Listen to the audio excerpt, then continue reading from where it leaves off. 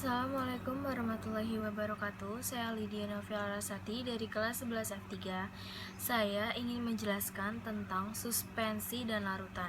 Suspensi adalah sediaan cair yang mengandung partikel padat tidak larut yang terdispersi dalam fase cair.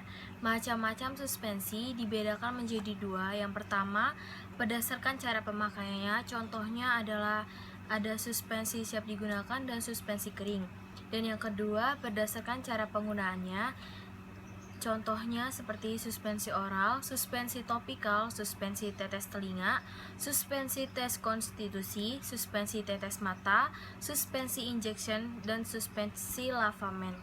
Ada pula stabilitas fisik suspensi adalah kondisi suspensi di mana partikel tidak mengalami agregasi dan tetap terdistribusi merata. Bila partikel mengendap, mereka akan mudah tersuspensi kembali dengan pengocokan yang ringan. Stabilitas suspensi dibedakan menjadi dua. Yang pertama ada faktor-faktor yang mempengaruhinya, yaitu sebagai berikut. Yang pertama, ukuran partikel, yang kedua jumlah partikel, yang ketiga kekuatan, yang keempat sifat atau muatan partikel. Ada pula penilaiannya, yang pertama volume sedimentasi, yang kedua metode reologi, dan yang ketiga derajat flokulasi, dan yang keempat perubahan ukuran partikel. Dalam suspensi, ada pula suspending agent. Suspending agent adalah bahan yang memiliki sifat dapat menambah kekentalan atau viskositas cairan, sehingga suspensi tidak mudah mengendap. Suspending agent dibedakan menjadi dua. Yang pertama ada alam dan yang kedua ada sintesis.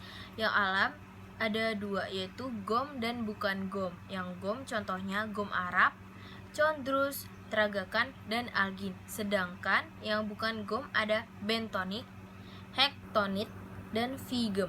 Yang sintesis begitu pula dengan sintesis ada dua.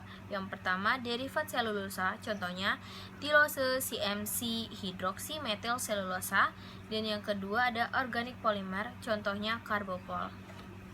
Dan saya akan menjelaskan tentang larutan. Larutan adalah sediaan cair yang mengandung satu atau lebih zat kimia yang memiliki komponen solut dan solvent. Solut adalah zat terlarut dan solvent adalah zat pelarut. Macam-macam larutan dibedakan menjadi dua juga. Yang pertama yaitu berdasarkan konsentrasinya, contohnya pertama larutan encer, yang kedua larutan, yang ketiga larutan jenuh, dan yang keempat larutan lewat jenuh. Dan ada juga yang berdasarkan cara penggunaan. Yang pertama peroral, yang contohnya posio, eliksir, sirup, netralisasi, saturasi, posio, effervescent, dan good time.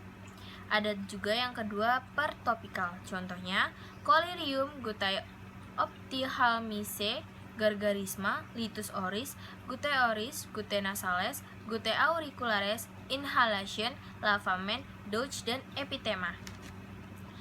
Ada keuntungan dan kerugian dalam larutan. Yang pertama keuntungannya. Keuntungannya yang pertama yaitu lebih disukai anak-anak. Yang kedua menjamin adanya keseragaman dosis. Yang ketiga mudah diberikan kepada pasien yang sukar menelan padat. Dan yang keempat bentuk larutan lebih mudah diabsorpsi dibanding tablet ataupun kapsul. Ada juga kerugiannya. Yang pertama, tidak cocok untuk obat-obat yang tidak stabil dalam larutan. Yang kedua, volume bentuk larutan menjadi lebih besar. Dan yang ketiga, ada obat yang suka ditutupi bau dan rasanya dalam larutan. Ada pula faktor-faktor yang mempercepat kelarutan dan ada faktor-faktor yang mempengaruhi kelarutan. Contoh faktor-faktor yang mempengaruhi kelarutan, yang pertama sifat dari solut atau solvent, yang kedua kosolvensi, yang ketiga kelarutan, yang keempat temperatur, yang kelima salting out, yang keenam salting in, dan yang ketujuh pembentukan kompleks. Ada juga faktor-faktor yang mempercepat kelarutan. Yang pertama ada ukuran partikel, kedua suhu, dan yang ketiga pengadukan. Sekian dari saya, kurang lebihnya mohon maaf. Wassalamualaikum warahmatullahi wabarakatuh.